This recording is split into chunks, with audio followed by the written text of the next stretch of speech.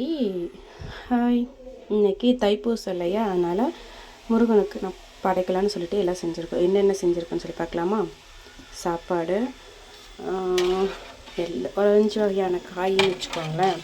Beans, carrot, உருளைக்கிழங்கு, மாங்காய் போட்டு அது சாம்பார். அப்புறம் உளுத்த வடை, கார வடை. உளுத்த வடை எனக்கு பிடிக்கும், கார வடை என் ஹஸ்பண்ட் பிடிக்கும். அப்புறம் இது வாழைக்காய் வறுவல். இது அப்பளம். ஃபினிஷ். அவ்வளோதான் இன்றைக்கி எங்களோட சமையல். பாய். எல்லா பயன்களும் எனக்கு கிடைத்திடவே